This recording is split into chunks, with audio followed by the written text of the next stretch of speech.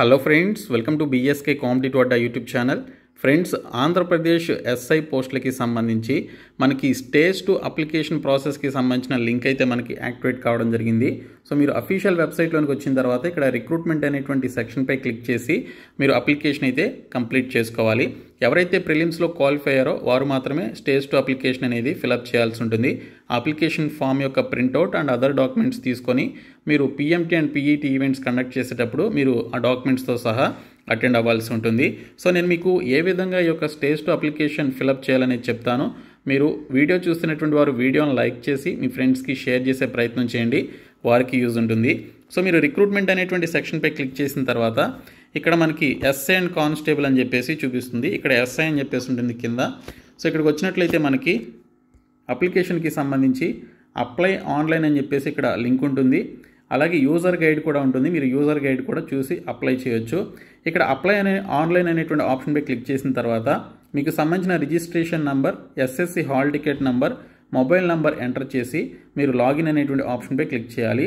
మీరు registration number వచ్చేసి మీరు ఫస్ట్ అప్లికేషన్ పెట్టుకున్నప్పుడు ప్రిలిమ్స్ కంటే ముందు మీరు నోటిఫికేషన్ రిలీజ్ అయినప్పుడు అప్లికేషన్ పెట్టుకున్నారు కదా, అప్లికేషన్ పెట్టుకున్నప్పుడు మీకు ఏదైతే రిజిస్ట్రేషన్ నెంబర్ ఉంటుందో ఆ నెంబర్ని ఎంటర్ చేయాలి. ఇంకా ఎస్ఎస్సి హాల్ టికెట్ నెంబర్ మీకు 10th క్లాస్ మార్క్స్ లిస్ట్లో ఉంటుంది, అది ఎంటర్ చేసి మొబైల్ నెంబర్ మీరు ఏదైతే ఇచ్చారో ఫస్ట్ రిజిస్ట్రేషన్ చేసుకునేటప్పుడు అప్లికేషన్ రిజిస్ట్రేషన్ చేసుకునేటప్పుడు ఆ మొబైల్ నెంబర్ని మీరు ఇక్కడ ఎంటర్ చేసి లాగిన్ అనేటువంటి ఆప్షన్పై క్లిక్ చేయాలి.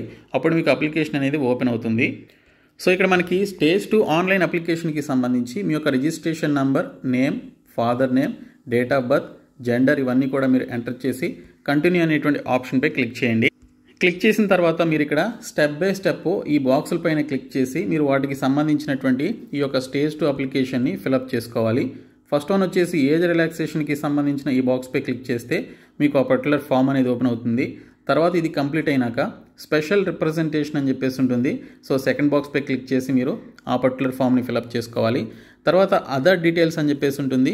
సో ఫైనల్ రిటన్ ఎగ్జామినేషన్కి సంబంధించిన సెంటర్ ప్రిఫరెన్సెస్ కానీ అలాగే వాటికి సంబంధించినటువంటి ఈ యొక్క క్రిమినల్ కేసెస్ ఏమైనా ఉంటే ఎస్ఆర్ నో అనేటువంటి ఆప్షన్స్ పెట్టుకునేటువంటి పర్టికులర్ డీటెయిల్స్ మీరు ఇక్కడ ఎంటర్ చేయాలి. తర్వాత post preferences, study details, local, non local అనేటువంటి ఈ పర్టికులర్ డీటెయిల్స్ అన్నీ కూడా ఫిలప్ చేసి ఫైనల్గా మీరు అప్లికేషన్ సబ్మిట్ చేసిన తర్వాత యువర్ స్టేజ్ 2 అప్లికేషన్ సబ్మిటెడ్ అని చెప్పేసి చూపిస్తుంది.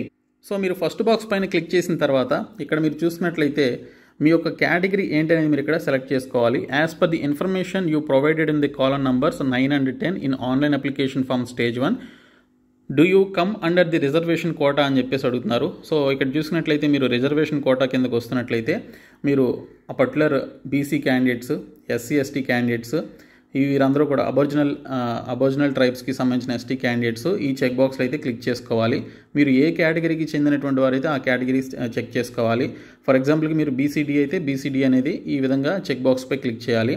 తర్వాత బీసీ క్యాండిడేట్స్ ఓన్లీ అని చెప్పేసి అడుగుతున్నారు. ఇక్కడ చూసుకున్నట్లయితే I belong to creamy layer, I do not belong to creamy layer అని చెప్పేసి ఇచ్చారు. సో ఇక్కడ మనకి creamy layer and non creamy layer అని చెప్పేసి ఉంది. సో మీరు క్రీమీ లేయర్ కేటగిరీకి చెందినటువంటి వారైతే ఈ బాక్స్ క్లిక్ చేయాలి. ఒకవేళ మీరు ఓబీసీలో నాన్ క్రీమీ లేయర్కి చెందినటువంటి క్యాండిడేట్స్ అయితే ఇక్కడ ఈ బాక్స్ని మీరు క్లిక్ చేయాల్సి ఉంటుంది.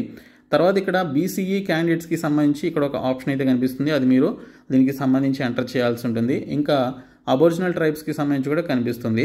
తర్వాత do you claim benefit of physical measurements and age relaxation under category of Aboriginal ST అని చెప్పేసి అడుగుతున్నారు. మీరు అబోరిజినల్ ఎస్టీ అయినట్లయితే ఎస్ అని చెప్పేసి ఇవ్వండి. ఓకే.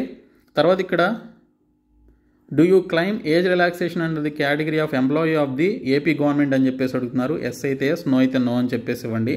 తర్వాత ఇక్కడ చూసినట్లయితే మీరు సర్వీస్లో ఉంటే ఎస్ అని లేదంటే నో అని చెప్పేసి ఇవ్వాలి.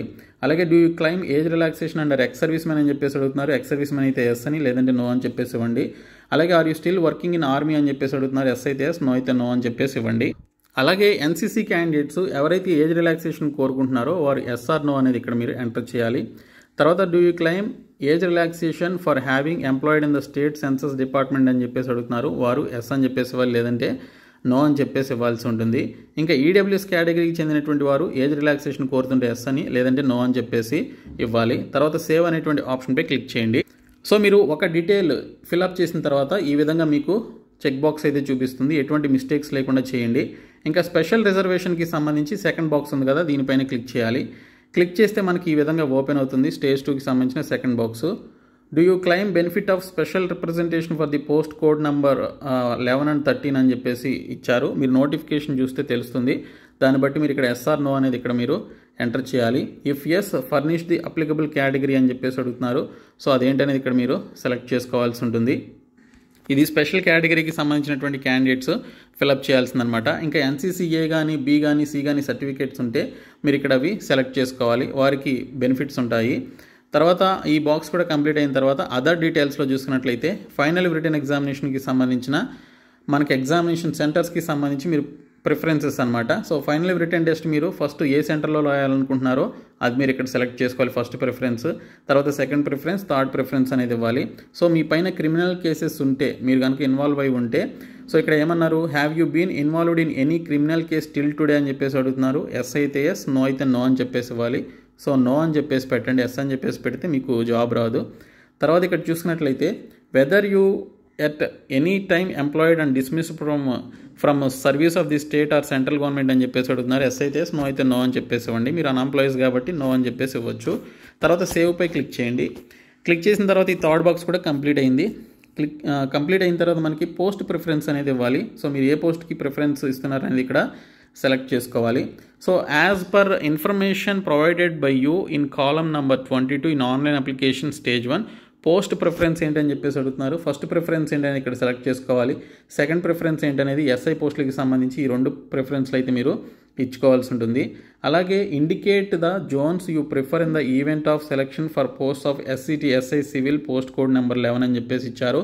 సో దీనికి సంబంధించి సివిల్ ఎస్ఐకి సంబంధించి మీరు ఏ జోన్లో, ఓకే, సో మీరు ఈవెంట్స్కి మీరు చూస్ చేసుకోవాలనుకుంటున్నారు అనేది మీరు ఆ జోన్ని సెలెక్ట్ చేసుకోవాలి. ఫస్ట్ ప్రిఫరెన్స్ ఆఫ్ జోన్ ఏంటి, జోన్ 1, జోన్ 2, జోన్ 3, జోన్ 4 మీరు చూస్ చేసుకోవాలి. Second preference, third preference, fourth preference ఇవన్నీ కూడా మీరు చూస్ చేసుకోవాలన్నమాట. ఓకే, తర్వాత సేవ్ అనేటువంటి ఆప్షన్పై క్లిక్ చేయండి. సో క్లిక్ చేసిన తర్వాత ఫైనల్ మనకి స్టడీ డీటెయిల్స్ అనేది అడుగుతుంది. స్టడీ విషయానికి వస్తే ఫస్ట్ క్లాస్ నుంచి 7th క్లాస్ వరకు, 4th క్లాస్ నుంచి 10th క్లాస్ వరకు మీరు ఎక్కడ చదివారు అనేది ఇవ్వాలి. సో దీనికి సంబంధించి ఏ మంత్లో చదివారు, ఏ ఇయర్లో చదివారు, మీ స్కూల్ నేమ్ ఏంటి, డిస్ట్రిక్ట్ ఏంటి అనేది ఇవ్వాలి. సో మీరు ఇచ్చేటువంటి డీటెయిల్స్ని బట్టే మీరు లోకల్ నాన్ లోకల్ అనేది డిసైడ్ అవుతుంది. సో ఇక్కడ చూసినట్లయితే are you a local or non local candidate అని చెప్పేసి అంటున్నారు. సో ఇక్కడ మనం లోకల్ అని చెప్పేసి ఇవ్వాలి. నాన్ లోకల్ వేరే స్టేట్ వాళ్ళు అయితే నాన్ లోకల్ అని చెప్పేసి ఇవ్వండి. అలాగే did you migrate from the state of Telangana to Andhra Pradesh అని చెప్పేసి అడుగుతున్నారు. ఎస్ అయితే ఎస్, నో అయితే నో అని చెప్పేసి ఇవ్వండి. అలాగే local status select regular studies or residence details అని చెప్పేసి అడుగుతున్నారు. మీరు రెగ్యులర్ స్టడీ చేస్తే ఈ చెక్ బాక్స్ క్లిక్ చేయాలి, రెసిడెన్స్ అయితే ఈ చెక్ బాక్స్ క్లిక్ చేయాల్సి ఉంటుంది. ఇంకా రెసిడెన్స్కి సంబంధించినటువంటి డీటెయిల్స్, ఓకే, సో మీరు 4th క్లాస్ ఎక్కడ చదివారు, దానికి సంబంధించిన అడ్రస్, డిస్ట్రిక్ట్ ఏంటి అనేది ఇవ్వాలి. అలాగే 5th, 6th, 7th, 10th వరకు ఉన్నటువంటి డీటెయిల్స్ అన్నీ కూడా మీరు ఇక్కడ అడ్రస్తో సహా మెన్షన్ చేయాల్సి ఉంటుంది. సో ఫైనల్గా ఇక్కడ సేవ్ అనేటువంటి ఆప్షన్పై క్లిక్ చేయండి. సో క్లిక్ చేసిన తర్వాత ఇక్కడ సబ్మిట్ అప్లికేషన్ అని చెప్పేసి ఉంటుంది. సో దీనిపైన క్లిక్ చేసి మీరు ఇక్కడ ఒక్కసారి మళ్ళీ మీరు చూసుకోవాలనుకుంటే చూసుకోవచ్చు. అప్లికేషన్ చూసుకొని ఓకే అనేటువంటి ఆప్షన్పై క్లిక్ చేసి మీరు అప్లికేషన్ అయితే సబ్మిట్ చేసుకోవాలి. సో సబ్మిట్ చేసుకున్న తర్వాత మీరు దీనికి సంబంధించిన అప్లికేషన్ మీరు ప్రింట్అవుట్ అయితే తీసుకోవాల్సి ఉంటుంది. ఓకే, సో ప్రింట్అవుట్ తీసుకొని మీరు అది, సో దీనికి సంబంధించి మీరు పిఎంటీ అండ్ పీఈటీ ఈవెంట్స్కి అటెండ్ అవ్వాలి. సో ఈ విధంగా మీరు అప్లికేషన్ అయితే పెట్టుకోండి. సో ఈ వీడియోని మీ ఫ్రెండ్స్కి షేర్ చేయండి, మన ఛానల్ సబ్స్క్రైబ్ చేయండి. Thank you so much guys.